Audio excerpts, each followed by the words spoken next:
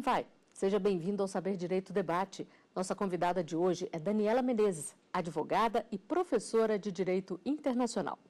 Professora, muito obrigada por estar aqui conosco. Eu que agradeço, Flávia. É um prazer estar aqui no Saber Direito. Bom, e a gente quer começar o programa sabendo um pouquinho mais sobre a sua carreira. Como surgiu o interesse pelo direito, professora? Flávia, não tem um momento definido quando surgiu. Na verdade, eu acho que desde pequena eu sempre gostei de resolver problemas, né? Como advogada, a gente gosta de resolver. Então, eu sempre gostei das minhas amigas, desde pequenininha. Na época do vestibular, eu já sabia que eu não queria seguir. Então, obviamente, eu escolhi o direito como opção de diversas atuações. Podemos escolher concursos públicos ou advocacia. Enfim, temos um leque de opções dentro da área do direito. Então, por esse motivo, eu escolhi a área do direito e segui a advocacia. Mas o interessante é que, na minha primeira semana da graduação, eu já comecei a estagiar em escritórios de advocacia. Então, eu não sabia o que era um processo, por exemplo. Então, já estava trabalhando, Já estava trabalhando. Então, foi muito engraçado a minha primeira semana, que perguntou qual era o tipo de processo, eu sabia identificar por cor, se era um agravo de instrumento, se era um recurso extraordinário. Eu não tinha nem noção. Primeiro semestre, a gente não tem esse contato com o recurso. Então, eu me apaixonei desde o início. Minha graduação, 5 anos da graduação, eu sempre estagiei em escritório de advocacia, então eu tive amor pela advocacia e também pela vida acadêmica. E o que hoje inspira a senhora no universo jurídico, professora? Me inspira tudo. Eu falo assim que não tem outra área para alguém escolher. Então, quem está estudando aí na graduação, está querendo seguir a área de concursos públicos, eu indico muito, primeiro, conhecer a advocacia. Você pode, enfim, ficar dentro do escritório peticionando, ou você pode prestar consultorias jurídicas dentro da área, dentro da área dos atos privativos da advocacia, prestar essa forma extrajudicial, que é a consultoria. Hoje, eu sou consultora jurídica do INEP, que é o Instituto Nacional de Ensino e Pesquisa Anísio Teixeira. Hoje eu atuo lá perante o INEP, resolvendo ali o ENEM, o ENAD, tanto de acordo com essas avaliações. Então, é muito interessante. Tem um leque de opções. Nós podemos ser consultor, assessor ou advogar. Enfim, o âmbito jurídico ele é fascinante. E nesse leque de opções aí, como surgiu o interesse pela docência? Eu gosto de conversar bastante, Flávia. Então, como eu gosto de conversar bastante, eu sempre gostei de explicar. Então, assim, dominar um assunto. Então, eu revisava véspera de prova, eu conversava com as amigas, passava a dica de como que ia ser a prova e todo mundo gostava da minha forma de estudar, da metodologia. Então, eu pensei, gente, eu quero lecionar. Mas, assim que eu saí da graduação, eu passei no exame de ordem no 9º semestre. No 10º, eu passei já no processo seletivo do mestrado. Hoje estou concluindo já a minha tese de mestrado para apresentar. E fui chamada pela universidade que eu me formei a lecionar. E aí começou, foi uma paixão. Primeiro dia, a turma não acreditava, uma menina de 22 anos lecionando, né? Aconteceu tudo muito rápido. Tudo muito rápido. Então, eu já estava dentro da graduação e aí fui recebendo convites para ministrar cursos online. Então, hoje eu dou aula no Brasil inteiro. E tenho vários cursinhos que eu ministro e continuo ainda na graduação. Então, foi um amor, assim, hoje a minha maior paixão é a docência, é a vida acadêmica, é lecionar, é onde eu me encontro. A senhora está falando aí, a gente viu, né, que tudo aconteceu bem rápido. Muito. A questão de ter começado logo a fazer um estágio, a trabalhar o direito ali na prática, isso influenciou, professora? Muito. Influenciou até a minha vida profissional, o meu comportamento. Eu entrei muito nova na universidade, com 17 anos, então eu não tinha nenhuma experiência, eu nunca tinha trabalhado na vida. Então, comecei com estágio, com regras, com normas e atuando em escritórios, eu percebi muito a vida do advogado, eu admirava as advogadas indo para o tribunal. Então, aquilo ali enchia os meus olhos. Então, com certeza, estagiar no decorrer da graduação é necessário. Às vezes você se forma, nunca teve esse contato, não sabe nem se portar, não sabe nem uma vestimenta adequada para você utilizar em uma reunião ou num julgamento. É fundamental. E o direito internacional, como ele entrou na sua vida? O direito internacional foi a primeira disciplina que eu comecei a lecionar na graduação e é uma disciplina que não chama muito a atenção dos alunos. Nós temos contato com o direito internacional logo no final do semestre, então 8º semestre, 9º, e acaba que não tem como você conhecer. E eu digo sempre que a disciplina depende muito do professor. o contato com o professor muda completamente. Hoje os meus alunos agradecem, por exemplo, a primeira turma que eu tive em cursos preparatórios para concurso público foi para a Procuradoria Federal e para a AGU, Advocacia Geral da União, para esses concursos que cai bastante a minha disciplina. Eles olharam e falaram, professora, como é interessante o direito internacional. Você passa a ministrar de uma forma que atraia os alunos. Então, meu primeiro contato foi a minha primeira disciplina. Hoje eu leciono também direito administrativo e deontologia jurídica, que é conhecido como Estatuto da Advocacia e da OAB, ética profissional, uma disciplina bastante cobrada na primeira fase do exame de ordem, devido ao número de questões, a quantidade de questões. E o direito internacional tem atraído muitos profissionais, professora? Tem sim. Confesso que com a arbitragem judicial, que nós falamos muito conhecido a arbitragem internacional, atrai bastante os alunos por fato da matéria não ser tão difundida, todo mundo atuar nesse mesmo ramo. Então, o direito internacional está ganhando o seu espaço, sim, e eu sugiro para os alunos que estão assistindo que vão trilhar por este caminho. Nós temos concursos também da diplomacia, temos muitas áreas atuando em direito internacional e acredito que vai alcançar um dia um professor especialista em direito penal, em direito civil. Nós estamos aí caminhando. E também o direito internacional abrange um pouquinho de cada área, né? Porque se for comparar com as legislações de outros países, sempre tem com certeza o que trabalhar, né, professora? Exatamente, sempre tem um pontinho de direito internacional. E aquele aluno que, eu não gosto de direito nacional, que nunca teve esse contato de verdade, acaba criando uma resistência. E que não é necessário. Tem contato com a noção de direito em si, ele é multidisciplinar, né? Temos contato com o administrativo, ao mesmo tempo com o internacional. O internacional está dentro da Constituição Federal, então não tem como a gente afastar essa ligação da importância e relevância dessa matéria. Professor, e essa é uma área do direito que está em constante evolução, já que, por exemplo, os países podem mudar a legislação deles a qualquer momento e quem trabalha com direito internacional tem que estar sempre antenado nisso, né? Exatamente, Flávio. Nós temos que estar sempre acompanhando o direito internacional, as convenções, tratados. Nós temos legislações ainda, por exemplo, a Lei de Imigração, um grande avanço, uma lei atual que revogou o antigo Estatuto do Estrangeiro, que é de 1980, na época da ditadura militar. Então, nós tivemos um grande avanço agora. Infelizmente, são inúmeros tratados, inúmeras convenções, nós temos que estar sempre estudando. Por isso, não é possível, muitas vezes, uma doutrina completar com todos os tratados ou diversos tratados serem cobrados de uma prova de concurso público, que é algo inviável. Então, nós temos que acompanhar o mundo fora e o mundo aqui dentro também, do que vai interferir na nossa legislação. Bom, a senhora falou da nova lei de imigração, nós vamos falar mais sobre isso daqui a pouco. Vamos fazer um intervalo antes, professora? Vamos, claro. Nós vamos a um rápido intervalo, Saber Direito Debate, volta daqui a pouco. Até já.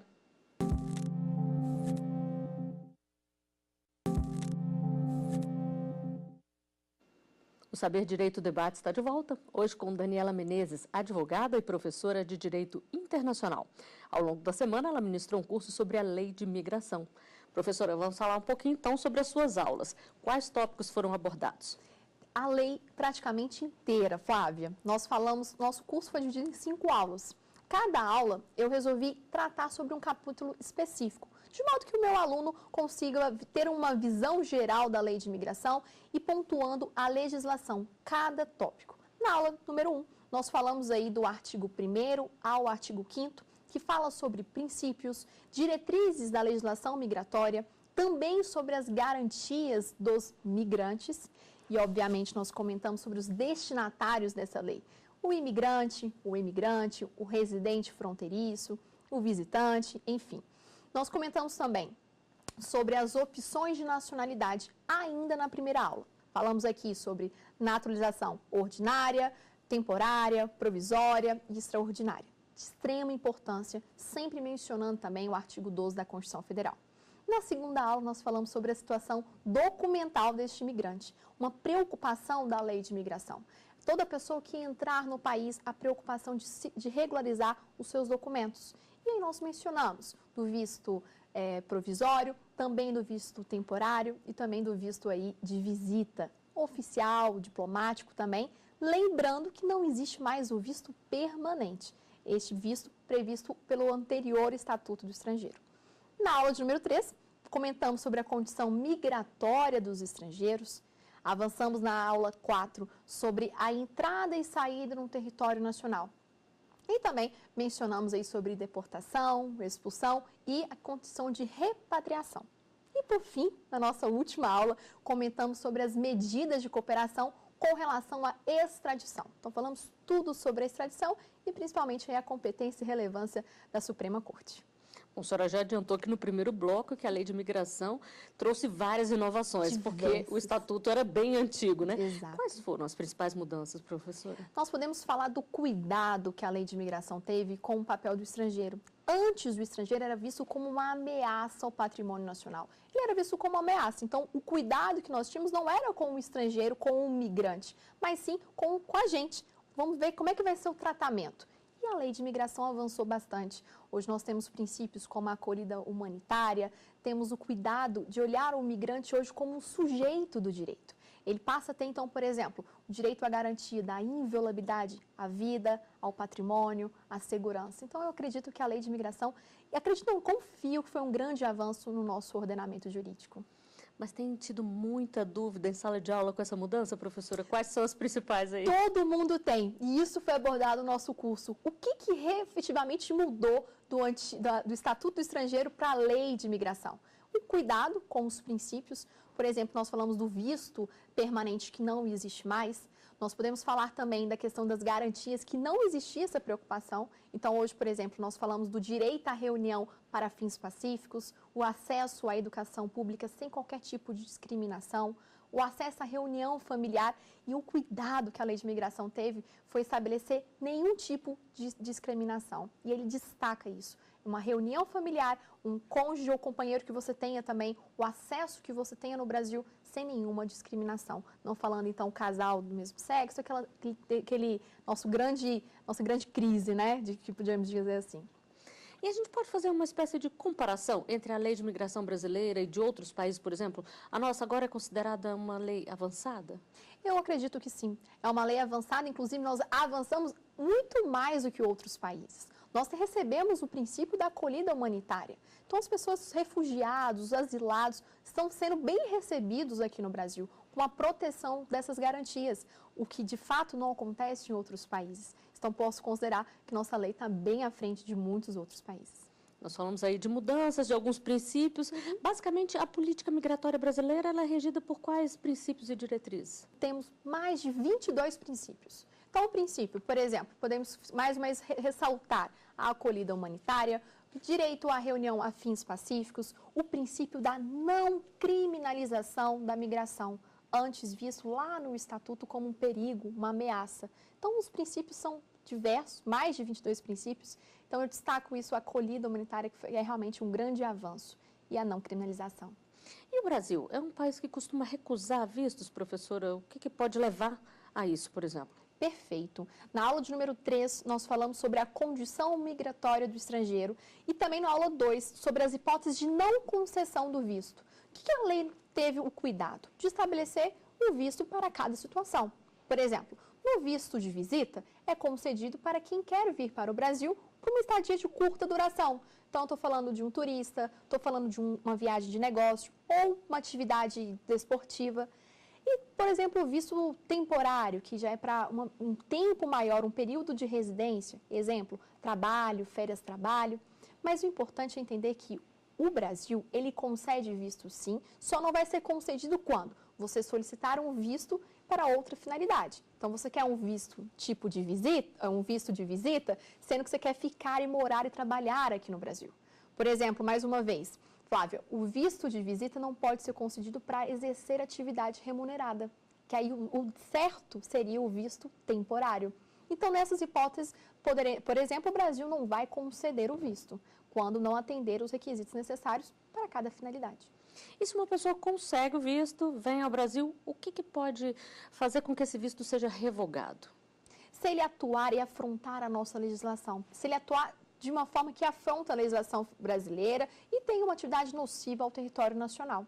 Mas nada impede, por exemplo, que ele venha passar férias aqui no Brasil, queira permanecer no Brasil. Aí ele faz uma solicitação de um outro tipo de visto, o visto ou uma autorização de residência. Essa nova solicitação pode ser feita aqui do país mesmo? Pode ser feita aqui no país, mediante a autoridade responsável competente, uma embaixada, um consulado.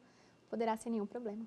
Bom, a gente falou bastante aqui da sua aula, Muito. das aulas, né, professora? São muitos detalhes, São Fábio. muitos detalhes. Tem alguma coisa que a senhora quer ressaltar aí para que os alunos fiquem bem atentos? Eu quero deixar que é obrigatório assistir todas as aulas. Porque, gente, nacionalidade, naturalização foi um avanço. Sobre naturalização provisória e temporária, isso foi um avanço da lei de imigração. E também sobre o processo de extradição. Muitas inovações previstas na lei de imigração, compatível com a Constituição Federal. O curso está muito completo. Mas preparou com cuidado, né, professora? Muito cuidado, com muita atenção, com muito carinho, de modo que qualquer pessoa, tanto um aluno de direito, um aluno que já é formado, ou até mesmo quem gosta de assistir e participa do programa Saber Direito, vai conseguir entender bastante sobre a lei de imigração. Então, nós vamos fazer mais uma pausa e vamos a outro intervalo. Saber Direito Debate volta dentro de instantes para mostrar a bibliografia recomendada pela professora Daniela Menezes. Não saia daí.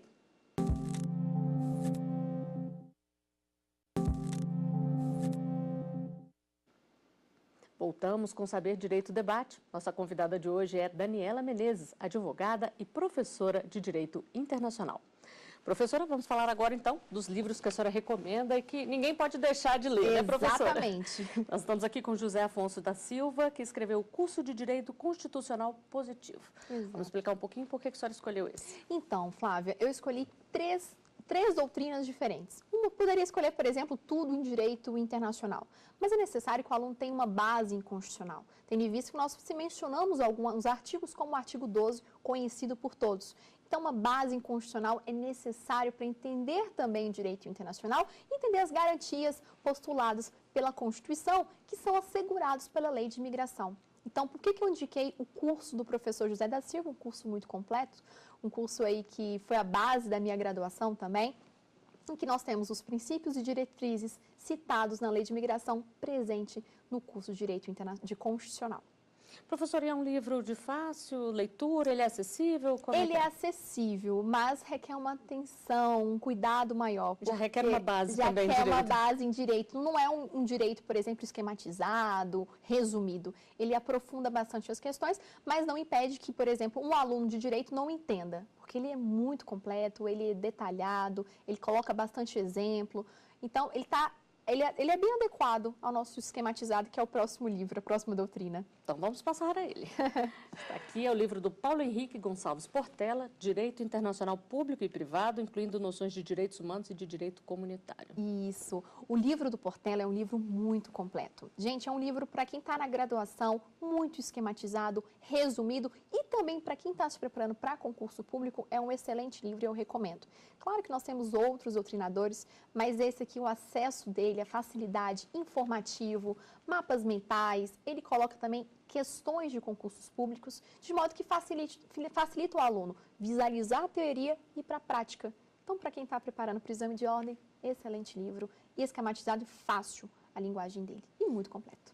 E a gente tem que ressaltar também que já está aqui conforme o novo Código de Processo Civil, né? Código de Processo Civil, exatamente. Bom, então vamos passar ao próximo livro que a senhora indica aqui, que é o livro da Maria Silvia Zanella de Pietro, Direito Administrativo.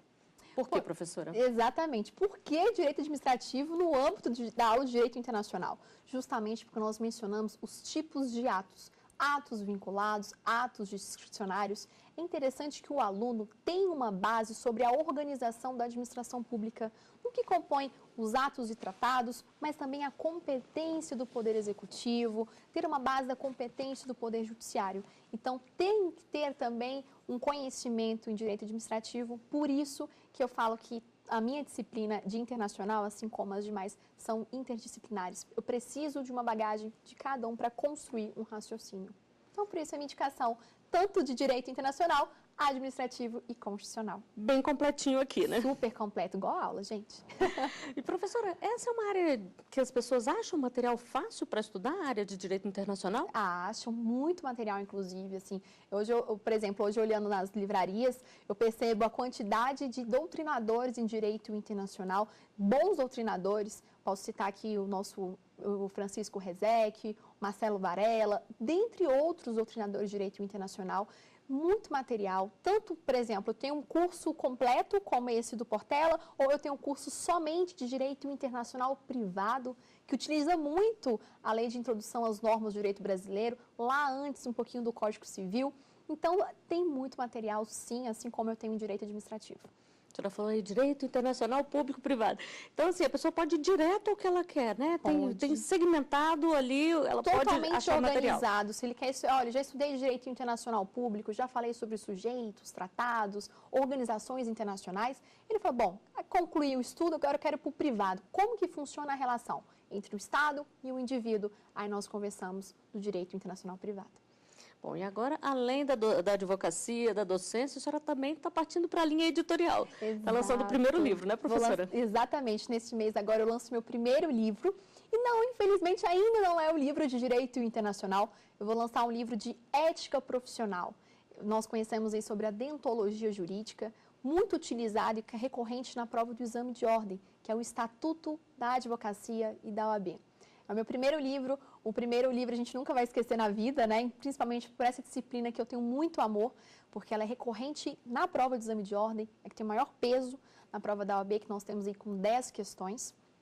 E aí é um livro muito completo, que eu peguei tanto teoria, como também questões comentadas, separei por mapas mentais, que seriam esquematizados, de modo que o aluno revise facilmente. Coloquei desenho, enfim, coloquei tudo para que meu aluno pegue meu livro e consiga aí gabaritar em qualquer tipo de prova e entender também o exercício da advocacia, que é fundamental. Você está aí entendendo um pouquinho do estatuto, do regulamento geral da OAB, entender sobre os órgãos e competências do Conselho Federal, Conselho Seccional e da subseção. E gostou da experiência de escrever, professora? Já pensa em fazer outros livros depois? Já estou editando, meu próximo livro vai ser Direito Administrativo. Eu já estou na edição, já estou escrevendo. Gente, é um vício. Na verdade, é um vício. Eu nunca imaginei escrever, eu acho que eu nunca tive paciência para ficar sentada escrevendo. Quando eu comecei e percebi o quanto eu ia ajudar os meus alunos, aí a gente se apaixona ainda mais. Então, os alunos do Direito Internacional podem esperar alguma coisa também, né? Já pode esperar, que daqui a pouquinho no forninho já para o próximo ano. Professora, nós estamos chegando ao final aqui do programa, mas antes eu queria que a senhora deixasse algumas dicas para os alunos. A gente já falou aqui de bibliografia, já falou de procurar material de estudo, mas o que mais é importante que eles têm que prestar atenção? No nosso curso do Saber? Bom, gente, a lei de imigração vai começar a ser cobrada agora no próximo exame de ordem, no 25º exame de ordem. Então, vai ter muita atualização. Nós temos que ter um comparativo e nós fizemos isso no nosso curso, da lei de imigração para o estatuto e as mudanças aí de princípios, a acolhida humanitária, mais uma vez aqui sendo dita, medidas de cooperação. A minha dica é que assista todas as aulas. Não adianta você pegar, eu quero falar só sobre extradição e ir na aula 5. Tem o raciocínio sendo construído, tem muitas dicas. Eu não vou revelar aqui agora, Flávio, porque senão eu vou falar tudo sobre o curso, eles não vão ter que assistir. Né? Tem que assistir, vai valer muito a pena. As mudanças eu ainda comentei na aula, Flávia, sobre os vetos. Foram vetados 20 artigos na lei de imigração. Hoje nós temos 125 artigos, sendo 20 vetados aí para aprovação quando foi publicado a lei em 24 de maio. Comentei sobre os principais vetos, exemplo, a não concessão de anistia, dentre outros, que está dentro do nosso curso aqui do Saber Direito. E os alunos têm que estar sempre se atualizando, né, professora? Sempre, não tem como. Infelizmente, o direito, e é até engraçado, quando eu comecei a faculdade, todo mundo falava, tem sempre que estudar. E eu falava, mas não acredito que eu vou ter que sempre estudar. E é verdade, nós temos sempre que manter, sempre estar atualizado, estudando, porque senão você passa a não saber mais nada. Você ficou 5 anos na graduação e a gente tem que exercitar, tem que aprofundar, tanto no mestrado como no doutorado. O doutorado já começa o ano que vem também, em 2018, de modo sempre a melhorar a didática com os meus alunos e conhecimento também. Professora, muito obrigada pela entrevista. Eu que agradeço. E o Saber Direito Debate fica por aqui, mas você pode rever esta edição na internet. Acesse tvjustiça.jus.br. Edições anteriores também estão disponíveis lá. Perguntas e sugestões podem ser enviadas para o nosso e-mail saberdireito@stf.jus.br. Obrigada pela companhia. Tchau!